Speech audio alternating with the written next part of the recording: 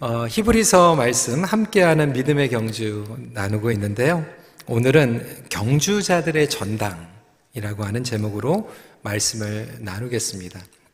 전당 그러면 조금 생소하게 느끼는 분들이 있을 텐데요. 영어 제목으로는 Hall of Faith Runners라고 하는 제목입니다.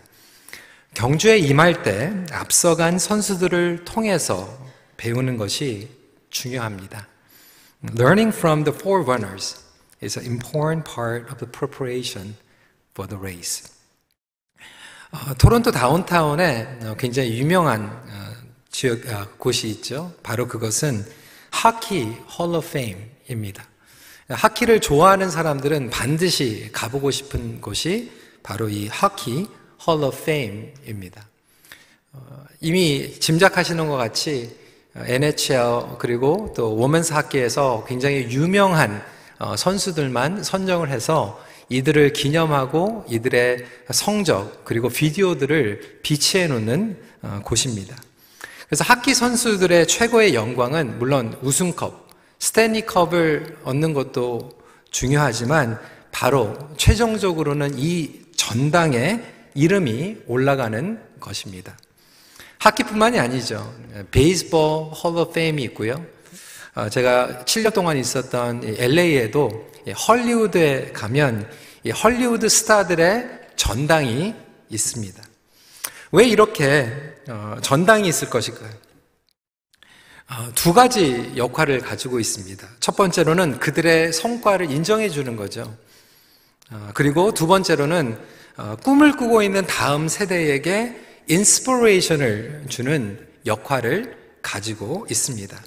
그래서 하키의 꿈을 꾸는 친구들은 이 하키 홀 오브 페임에 가서 훌륭한 선수들의 그 성적을 볼 뿐만이 아니라 그들도 나중에 언젠가 하키 선수 NHL에 들어가서 멋있게 이 빙판을 누리는 꿈을 꾸게 되는 거죠. 오늘 저희가 읽은 본문을 많은 주석가들은 영어로 Hall of Faith라고 이야기를 합니다. Hall of Fame이 아니라 Hall of Faith, 그리고 조금 더 구체적으로 얘기하면 Hall of Faith Runner라고도 이야기할 수 있습니다. 그만큼 우리 믿는 이들이 반드시 기억하며 배워야 할 믿음의 교훈들이 있기 때문에 그렇습니다. 매주 말씀을 드린 대로 히브리서는 믿음이 환난과 고난 가운데 흔들리고 있는 성도들을 위해서 쓰여진 서신서라고 말씀을 드렸습니다. 어떻게 하면 그들의 믿음을 세울 수 있을까요? How can we solidify their faith? 물론 우리는 예수 그리스도를 바라보며 달려가야 합니다. 동시에 우리가 함께 벤치마킹하고 따라가서 배울 수 있는 믿음의 선배들의 모델도 필요합니다. 이 세상에 완벽한 사람은 없습니다.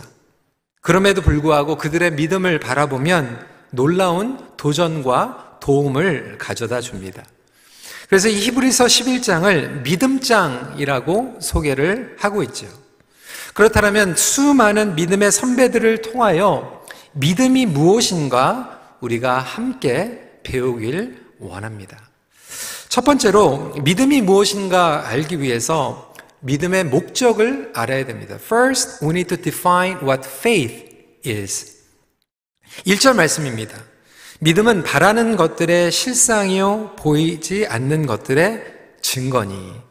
네, 여러분 이 말씀을 들으면 좀 설명이 됩니까? 정리가 됩니까? 저는 이 말씀을 읽어도 사실 어렴풋한 부분들이 굉장히 많았던 것 같아요. 그러면서 11장 말씀을 보면 계속해서 믿음으로 by faith 모든 것들을 반복하고 있죠.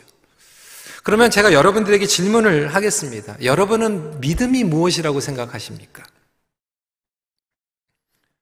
조금 더 구체적으로 풀어서 믿음이 좋다라고 하는 것을 어떻게 정의하십니까? 보수 신학은 믿음이 좋다라고 하는 것을 이 doctrine, 정통 교리를 믿고 말씀대로 고백하는 것이 믿음이 좋은 것이라고 이야기를 합니다. 자유주의 신학에서는 intellectual maturity, 그래서 지식적으로 하나님을 추구하는 것이 믿음이 좋은 것이다 이야기했죠. 그래서 북미의 이 아이비리그 보면 사실 처음에 다 크리스천 스쿨로 시작을 했어요. 하나님의 세상과 하나님의 지식들을 우리가 intellectually 성숙함으로 알아야 되는 것이 믿음이 좋은 것이다. 인권, 사회에서의 정의를 구현하는 것이 믿음이 좋은 것이다 라고 정의를 합니다. 한국교회에서는 믿음이 좋다라고 하는 것을 어떻게 표현을 할까요? 지난주 선교사 대회에서 우리 홍여민 선교사님께서 특강을 해주셨는데 한국교회 믿음 굉장히 중요하게 얘기한다라고. 믿음이 좋다. 특별히 우리 이민 초기에 오신 부모님들 세대, 1세대 세대, 이곳에 오셔서 컨비니언스 스토어 하시고 드라이 클리닝 하면서 바쁜 가운데에서 삶을 살아가셨어요. 월요일부터 주일까지 휴일도 없이 살아가셨어요.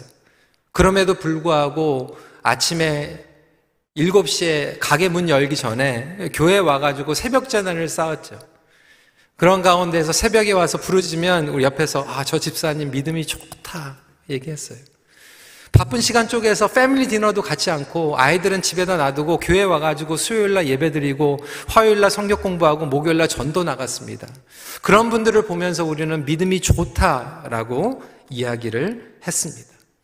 우리는 그 찬양을 좋아합니다. 믿음만이 능력이라 하시네. 그래서 뭔지는 모르겠는데 무조건 믿음으로 기도하고 믿음으로 밀어붙이면 하나님께서 축복해 주시는 것이 아닌가라는 그러한 믿음으로 나아갔습니다.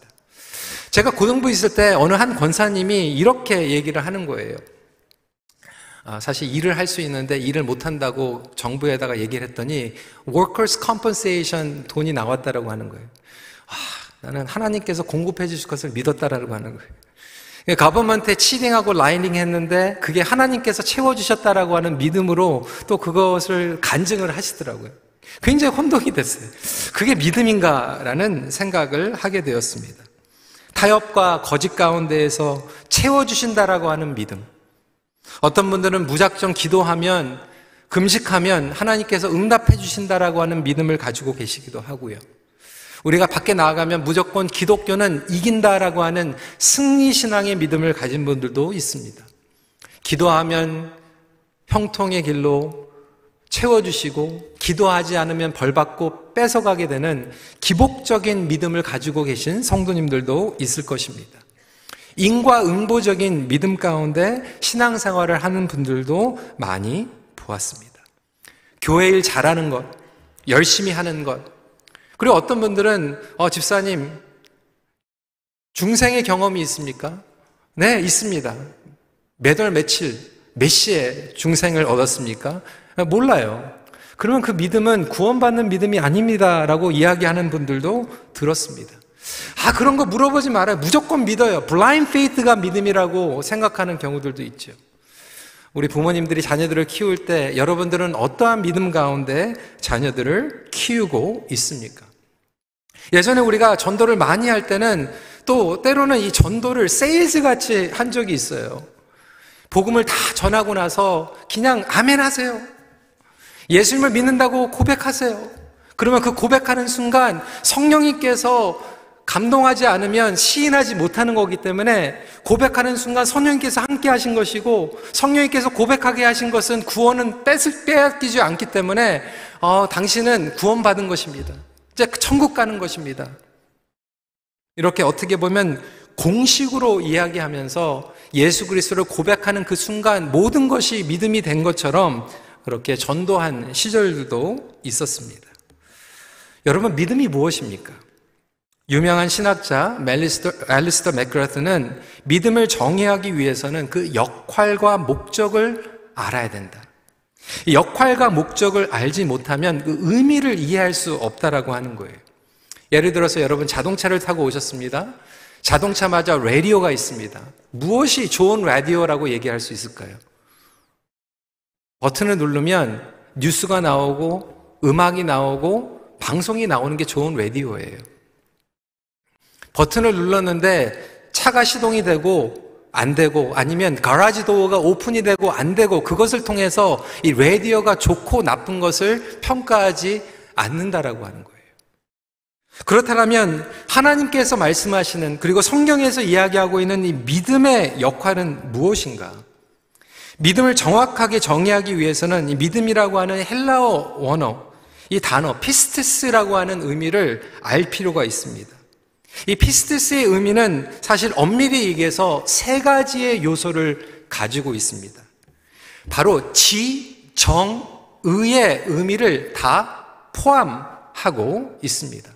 성경에서 정의하고 있는 믿음은 단순히 지식적으로만 아는 것이 아니라 하나님을 온전히 말씀을 통해서 깨닫고 가슴으로 하나님을 인정하고 사랑할 뿐만이 아니라 우리의 삶과 일상생활 가운데에서 예수 그리스도를 따라가는 것이 온전한 믿음인 줄 믿으시기 바랍니다.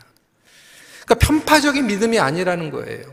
내가 원하는 대로 취사는 믿음이 아니라고 하는 거예요. 내가 편한 대로 내가 원하는 것을 취하고 내가 싫어하는 것들은 버려버리는 것이 온전한 믿음이 아니라고 하는 것이죠. 바로 하나님이 누구인지를 아는 것이 믿음이죠. 그의 신실하심, 그의 성품, 말씀으로 통하여서 보여주신 그분의 약속, 예수 그리스도를 통하여서 완성하신 그의 의를 믿는 것입니다. 예수님을 아는 것으로만 끝나는 것이 아니라 예수님을 가슴으로 사랑하는 것이죠.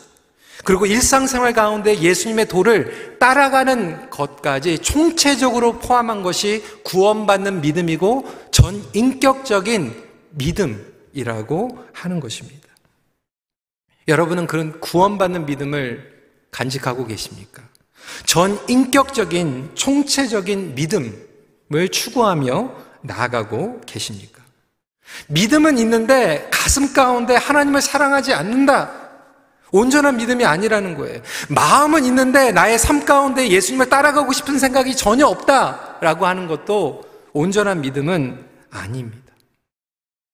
요한복음 11장 25절부터 26절이죠. 나는 부활이요 생명이니 나를 믿는 자는 죽어도 살겠고 무릇 살아서 나를 믿는 자는 영원히 죽지 아니하리니 이것을 내가 믿느냐. 사랑하는 성도 여러분, 여러분들은 복음의 내용을 믿고 계십니까? 전인격적으로 그분을 추구하고 계십니까? 여러 번 말씀을 드렸지만 저는 안 믿지 않는 가정에서 태어났어요. 그리고 교회를 저 먼저 부모님들보다 다니기 시작했어요. 먼저 예수님을 영접한 고모가 저희 집에 와서 저를 교회를 가면 좋겠다라고 권유를 하셨어요. 주일학교 때 잠깐 갔다가 교회를 또 안 다니기 시작했고요. 그리고 나서 중학교 때 저희 집 앞에 상가 2층에 개척교회가 생겼습니다.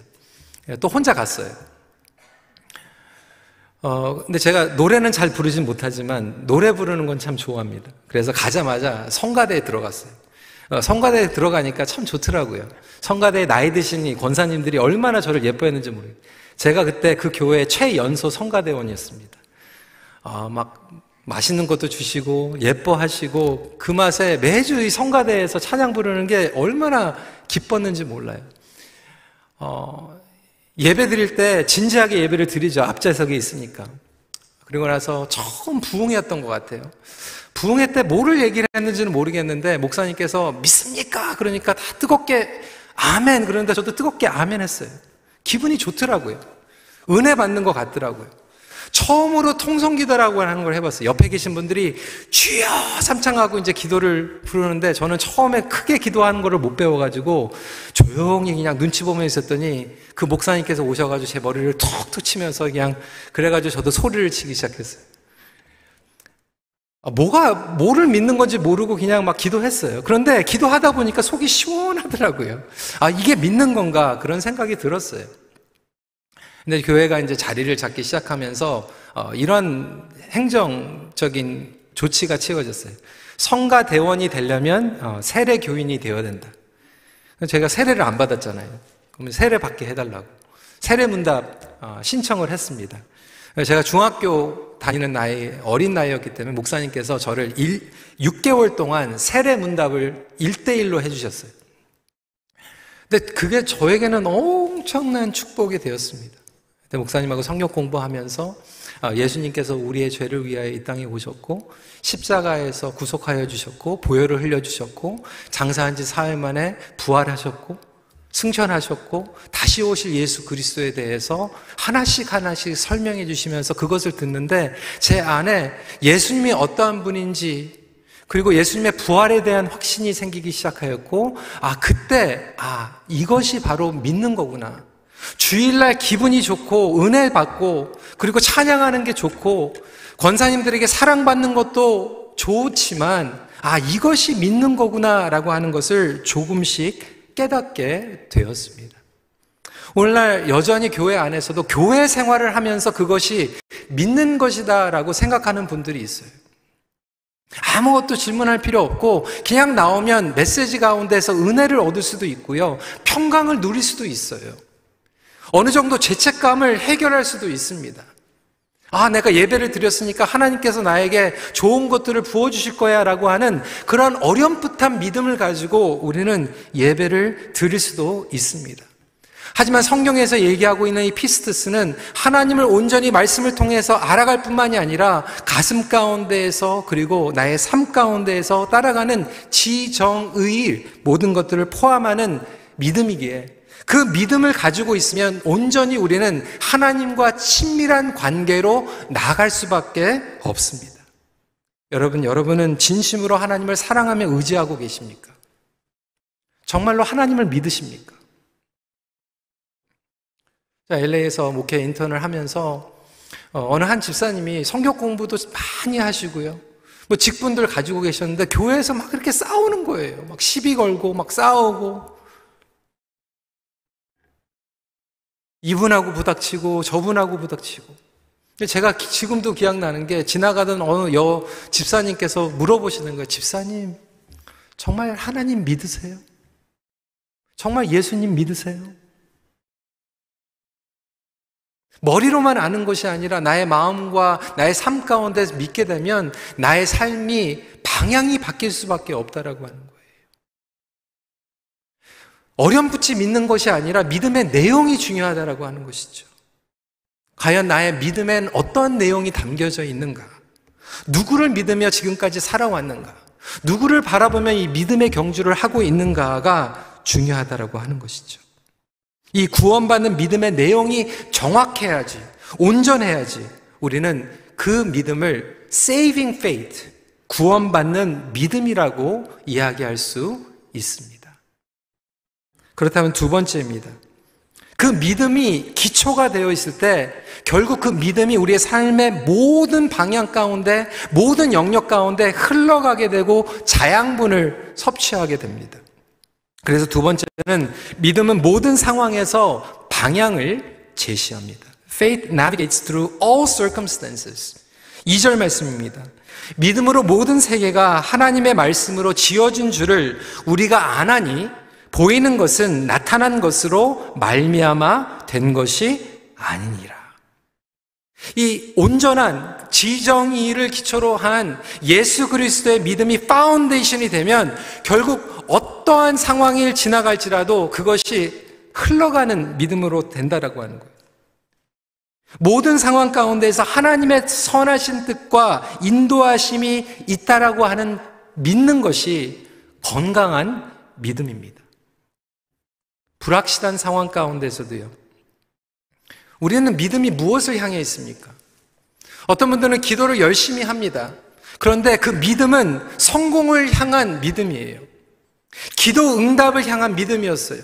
그러다 보니까 기도 응답을 얻게 되면 그 다음 단계로 또 넘어가는 거예요. 이거 응답해 줬으니까 다음 거 응답해 주세요. 그런데 기도 응답이 방향이 아니라 하나님을 향한 믿음이라면 기도 응답을 받았을 때 아멘하고 하나님의 은혜를 찬양할 뿐만이 아니라 기도의 응답이 안 됐을지라도 하나님 응답을 안 해주신 목적과 선하신 뜻이 담겨져 있는 것을 신뢰합니다라고 고백할 수 있는 것이 하나님을 향한 믿음인 줄 믿으시기 바랍니다. 그러니까 우리 자녀들을 위해서도 그렇게 기도하는 거죠. 우리 자녀들이 원하는 대학교 프로그램에 하나님 들어가게 해주세요. 그렇게 기도할 수 있습니다. 그런데 하나님 들어가게 하면 그것을 통해서 하나님의 뜻을 구하는, 그러한 목적을 추구하는 우리 자녀가 되게 해주세요. 이렇게 기도하시고, 만약에 하나님께서 문을 닫으시면 더 좋은 하나님의 선하신 뜻이 담겨져 있다라고 하는 것을 지금은 힘들지만, 인정하기 너무나도 어렵지만 그 가운데에서 그것을 찾아낼 수 있도록 도와주세요. 내가 건강할 때는 하나님의 일을 위해서, 하나님의 뜻을 위해서 섬길 수 있도록 도와주시고, 질병이 걸리고 건강을 빼앗기면 그 연약함을 통해서도 하나님의 은혜를 만족할 수 있는 방향으로 살아가게 해주세요. 이것이 바로 믿음이 기초가 될 뿐만이 아니라 모든 영역 가운데서 흘러가게 되는 건강한 믿음이 됩니다. 고난받는 상황 가운데에서 여러분들은 어떠한 믿음을 가지고 계십니까? 기다리며 인내하는 상황 가운데 여러분들은 어떠한 믿음을 가지고 계십니까? 두려움 가운데 여러분들은 어떠한 믿음을 가지고 계십니까? 풍족을 맛보는 상황 가운데, 궁핍한 가운데에서 어떠한 믿음을 가지고 계십니까? 아니, 심지어는 누구와 싸우고 갈등 가운데에서 여러분들은 어떠한 믿음을 가지고 계십니까? 어떤 분들은 풍족할 때는 믿음이 액티베이션이 잘 돼요. 그런데 궁핍하면 막 믿음이 무너져 버려요.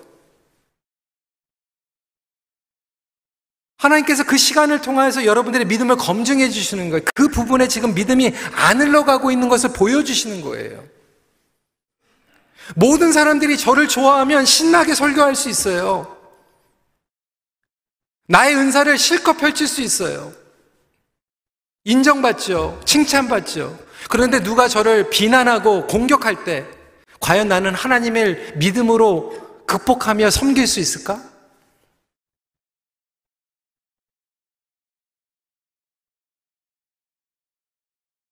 내가 죄를 짓고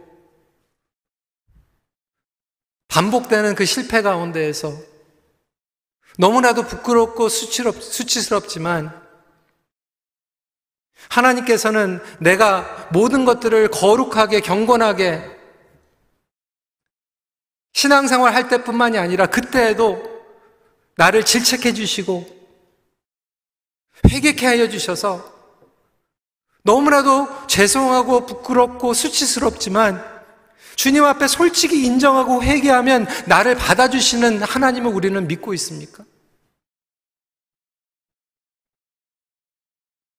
죄사함을 얻게 되면 하나님께서 용서해 주신다고 말씀하셨는데 그것을 우리는 믿고 있습니까?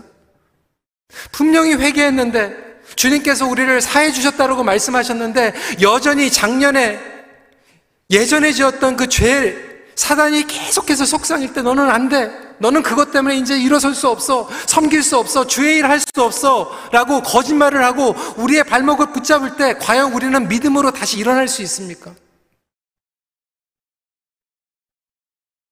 나만 용서받는 믿음이 아니라 다른 사람도 동일하게 하나님께서 사랑하시고 용서하신다라고 하는 것을 우리는 믿고 있습니까?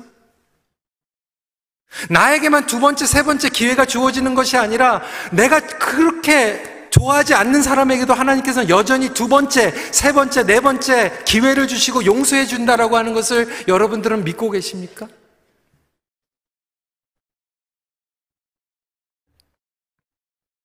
나의 분노와 억울함과 상처 가운데서도 나를 알아주시는 하나님을 우리는 믿고 있습니까?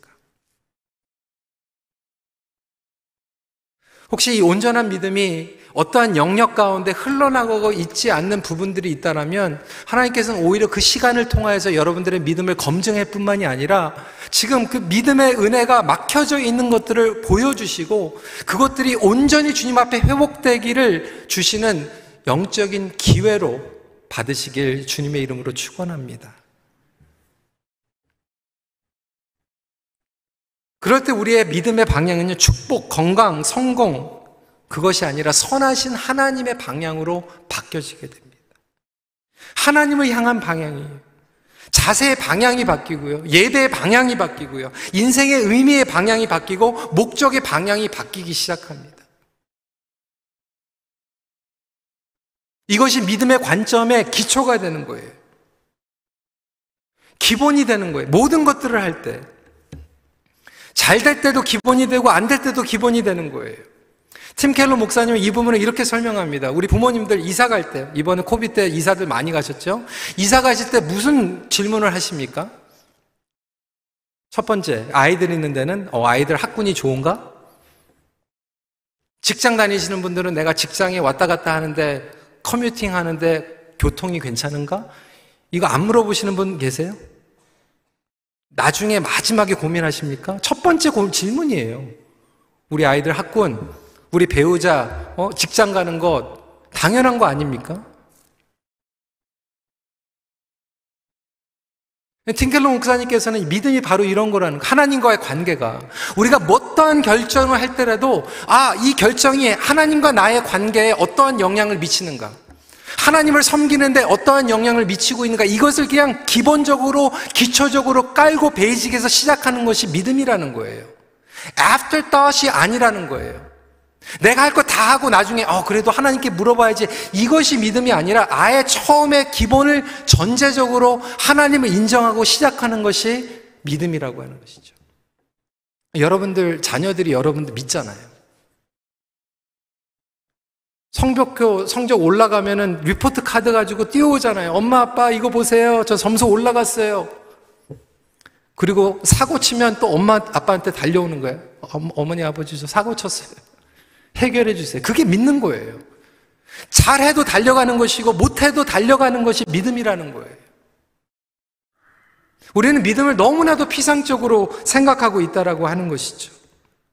노력해야 되는 것이 믿음이 아니라 기정사실로 자연스럽게 인정하는 것이 믿음이라면, 과연 저와 여러분들은 기쁠 때나 슬플 때, 형통할 때, 고난할 때, 고난 나올 때 그 하나님을 인정하며 살아가고 있습니까? 아니면 혹시 모든 것들이 형통할 때는 하나님을 잘 믿었는데 고난이 찾아오니까 하나님 안 계신가 보다, 하나님 나를 사랑하시지 않는 것 같다, 내 기도는 안 들어주시는 것 같다라고 우리의 믿음이 무너져 있지는 않습니까? 그렇다면 오늘 이 시간 주님을 온전하게 알아가길 소원합니다 라는 기도로 나아갈 수 있는 저와 여러분들이 되면 좋겠습니다. 오늘 말씀에 나온 이 인물들을 보세요. 여러분, 아브라함이 누굽니까? 물론 하나님이 순종했어요. 아들을 바치려고 할 때까지 믿음이 올라갔죠. 하지만 그의 믿음을 처음에 보면 형편없는 사람이었어요. 거짓말장이었어요. 아내를 그냥 내어주는, 정말 어떻게 보면 형편없는 남편이었어요. 성경에서 이야기하는 아브라함의 믿음은 완벽한 사람을 얘기하는 게 아니었어요. 순종 가운데에서도 하나님께 달려가는 것이 아브라함의 믿음이었고, 거짓말하고 더럽고 추우고 부끄러운데도 불구하고 그냥 하나님께, 하나님 죄송해요, 제가 잘못했어요 라고 인정할 수 있는 것이 믿음이었다라고 하는 거예요. 로마서 14장 23절은 이렇게 이야기합니다. 믿음을 따라 하지 아니하는 것은 다 죄니라. 먹거나 마시거나 다 믿음을 따라서 하라는 거예요. 이걸 조금 더 넓혀서 얘기하면 우리 청년들, 여러분들 인생의 미래의 진로를 결정할 때 믿음으로 하라는 거예요. 여러분들이 원하는 프로그램이 되지 않았어요. 메이저를 바꿔야 돼요. 그래도 그것도 믿음 가운데에서 하나님의 뜻을 구하면 그게 믿음으로 따라가는 거예요.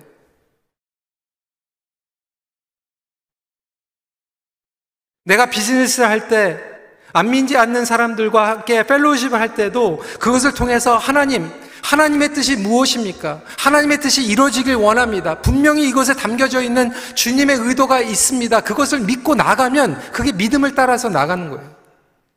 믿음을 따라서 공부하고, 믿음을 따라서 자녀 양육하고, 믿음을 따라서 이사가고, 직장을 옮기고, 믿음을 따라서 주님을 섬기고, 믿음을 따라서 먹고, 믿음을 따라서 마시고, 모든 영역 가운데서 믿음으로 감당할 수 있는 놀라운 축복을 저와 여러분들에게 주셨다라고 하는 거예요. 이것을 고백하며 나아가는 것이 믿음이라고 하는 거예요. 마지막 포인트입니다. 결국 이 믿음의 내용도 중요하고 우리가 기도의 방향도 중요하지만 마지막으로 믿음의 열매. 믿음의 열매 중요하죠. 근데 믿음의 열매는 결론적으로 부르심입니다. The fruit of faith. 계속해서 이 공통적으로 믿음이 어떻게 드러나나? 39절, 40절 말씀입니다. 이 사람들은 다 믿음으로 말미암아 증거를 받았으나 약속된 것을 받지 못하였으니 이는 하나님이 우리를 위하여 더 좋은 것을 예비하였은즉 우리가 아니면 그들로 온전함을 이루지 못하게 하려 하심이라. 사실 오늘 11장을 다 읽어야 되는데 여러분들 일어서서 이렇게 너무 힘드실까봐 생략했습니다. 그런데 39절, 40절은 그 모든 것들을 정리하면서 지금은 당장 모든 것들이 주어지지 않았는데도 불구하고 이 믿음의 선배들은 더 좋은 약속을 바라보며 순종하며 나갔다라고 하는 거예요.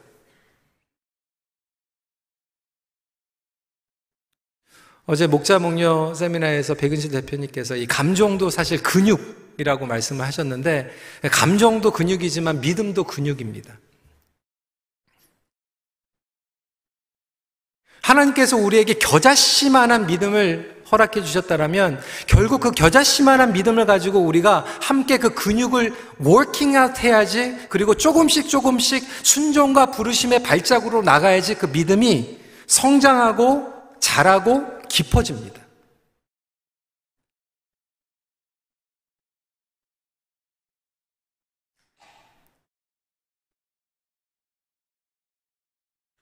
어떤 분들은 믿음 생활을 10년, 20년, 30년, 40년 하셨는데 믿음이 자라지도 않았고 깊어지지도 않았어요. 믿음은 그냥 놔두면 그냥 머물러 있는 게 아니라 믿음은 후퇴합니다. 리그레스 됩니다. 그래서 그 믿음을 끊임없이 우리는 성장시켜 나가야 되는데, 하나님께서 우리의 믿음이 자라길 원하시기 때문에 우리 인생의 여러 가지 과정을 통해서 믿음의 성장, 믿음의 점프할 수 있는 기회를 늘 주세요. 저와 여러분들에게 지금 이 코로나 시대 가운데서도 어떻게 믿음의 점프를 할 수 있는지 기회를 주고 계세요. In every situation. 심지어는 가정생활의 갈등을 통해서 믿음의 성장을 이루기 원하시고, 직장에서 안 믿는 사람과 믿는 사람과 오는 갈등을 통해서도 믿음의 점프를 하기 원하세요. 대단한 게 아닙니다. 일상생활 가운데예요. 이 믿음의 선배들을 보면 여러분들, 그들에게 공통점이 무엇이었습니까? 작은 순종이에요. 작은 믿음의 스텝들을 하라는 거예요. 일상생활 가운데 있었어요. 이들의 이름을 보면 제사장들 없어요. 목회자들 얘기하는 게 아니에요. 선교사들 얘기하는 게 아니에요. 평신도들이었어요. 일상생활 가운데, 농장 가운데에서, 가정 가운데에서, 집을 이사 가면서, 이민 가면서, 자식을 낳으면서 다 믿음의 얘기였어요. 작은 스텝, 믿음의 스텝을 할 때 결국 그들의 믿음은 견고하게 되고 성장하게 되고 깊어진다라고 하는 거예요.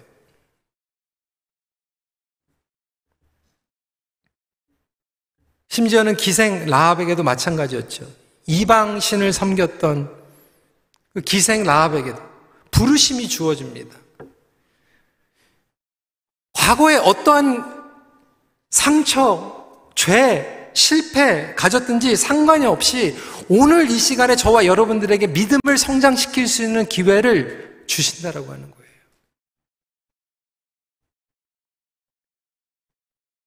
그리고 믿음의 스텝을 하나씩 하게 되면 우리는 믿음의 성장을 경험하게 됩니다.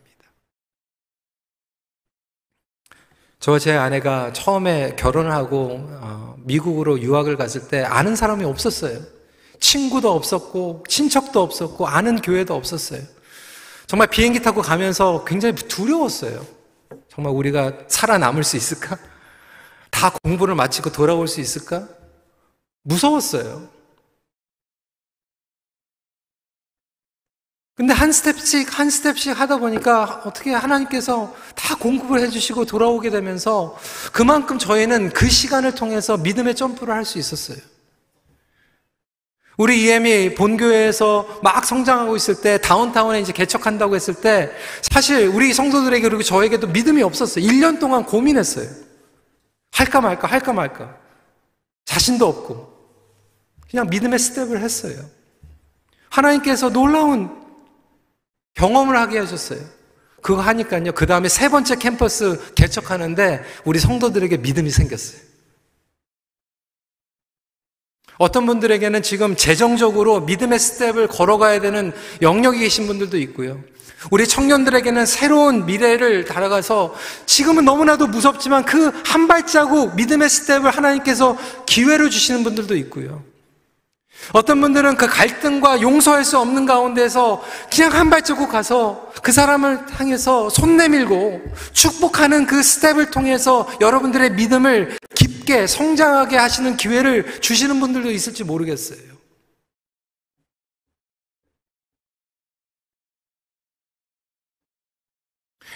여러분, 믿음은요, 블라인드 페이트도 건강하지 않지만 대리 믿음도 건강하지 못합니다.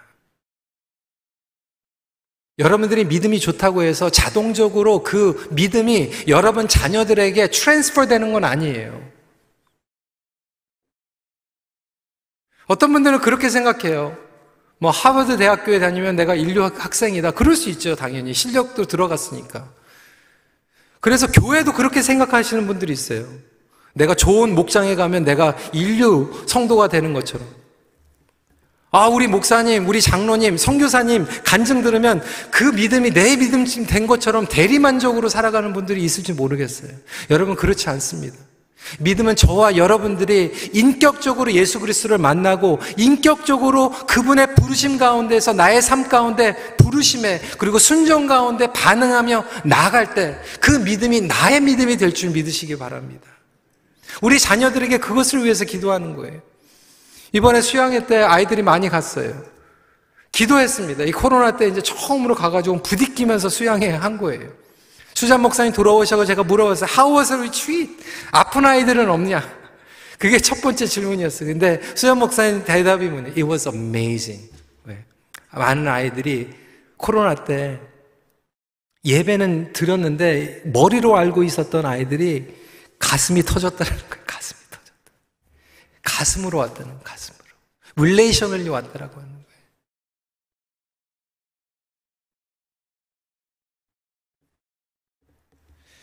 여러분, 그래서 우리는 이 믿음을 배워나가야 됩니다. 그래서 교회에 와서 우리가 해야 되는 것은 믿음의 벤치마킹 하는 거예요. 벤치마킹이 무엇입니까? 원래 공사 때 쓰여진 단어였어요. 이제는 비즈니스에서 사용하죠. 어떤 기준점, 수준점을 얘기합니다. 지난주에 말씀드린 것, 우리는 모이는 게 중요해요. 그냥 무조건 모이는 게 필요한 게 아니라 모여서 우리는 질문해야 되죠. 하나님을 더 알아가기 위해서 질문해야 되고요. 그리고 서로를 더 잘 섬기기 위해서 질문해야 됩니다. 그래서 믿음의 벤치마킹을 하기 위해서는 우린 질문해야 돼요. 믿음의 선부들에게. 저는 멘토 목사님들 만날 때 자주 만나지 못하기 때문에 만나면은 질문을 적어가지고 갑니다. 이번에도 그런 질문들을 했어요. 목사님, 이 팬데믹 가운데에서 How do you maintain your motivation for the race? 그게 제 질문이었어요. 어떻게 이 믿음의 경주 팬데믹 가운데서 지치지 않고 계속해서 모티베이션을 얻을 수 있습니까, 목사님은? 목사님에게는 이 믿음의 경주 가운데 가장 힘들었던 것은 무엇입니까? 어쩔 때가 이 믿음의 경주 때 가장 신납니까? 어쩔 때 무엇을 통해서 목사님은 그 믿음의 경주의 업그레이드가 되었습니까?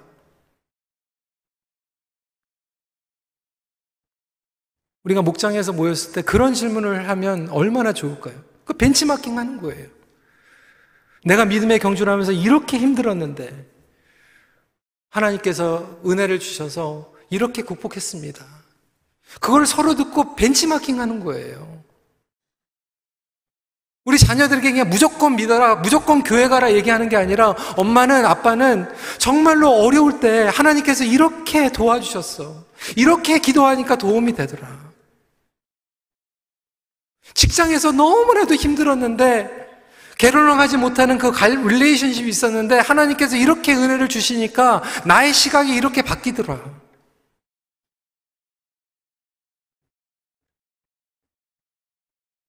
그래서 우리의 믿음에 좋은 부모님들이, 믿음의 목자들이, 믿음의 장로님들이, 믿음의 목회자들이 서로를 함께 나누며 그 믿음의 성장의 열매들을 맺을 수 있는 믿음의 공동체. 어떤 분들은 믿음의 사이즈만 커지는 게 아니라 깊이를 원하는 하나님의 뜻을 발견하시길 바랍니다. 여러분, 믿음이 어떻게 깊어집니까? 하나님의 방법은 항상 똑같더라고요. 인내하게 하는 것. 용서하게 하는 것, 이해하게 하는 것, 나와 다른 사람들을 이해하고 나랑 정말로 뛰어가지 못할 것 같은 사람들 품어주고, 나는 빨리 뛰어가고 싶은데 뒤에서 뒤따라오는데 너무 늦으니까 조금 기다려주고,